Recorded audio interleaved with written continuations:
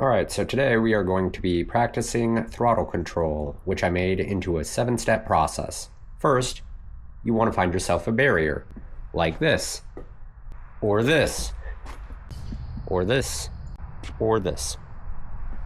Personally, I'd want to stick to the hard barriers just in case you give it a little too much gas, a garage might break, and you don't want to run that risk. So again, curbs, rocks, walls, doors, things like that are probably your best bet. Next, you'll want to practice releasing the clutch without giving it any gas. Let me show you.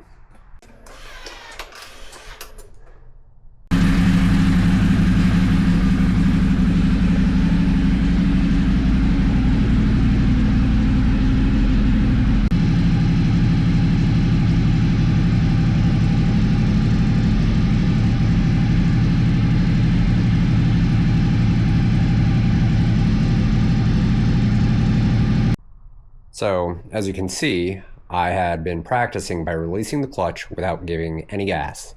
This is to find the friction point of the motorcycle, and every bike is going to be different. The friction point is the moment when the bike starts to move as you release the clutch. So step 3, once the bike hits the barrier, you'll want to gently move it back,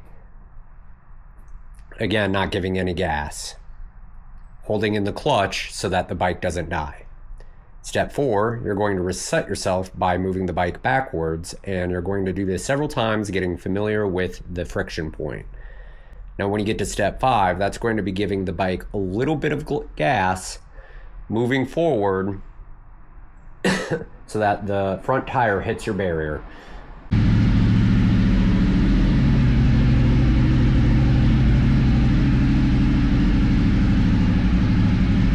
Now, the amount of wrist that you'll need to give the bike will depend on the bike itself.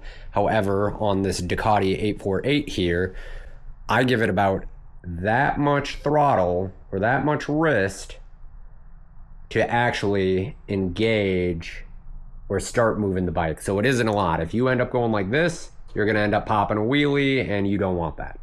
So at least on this bike, just a little bit of wrist, just ever so slightly, so that the bike just barely moves forward.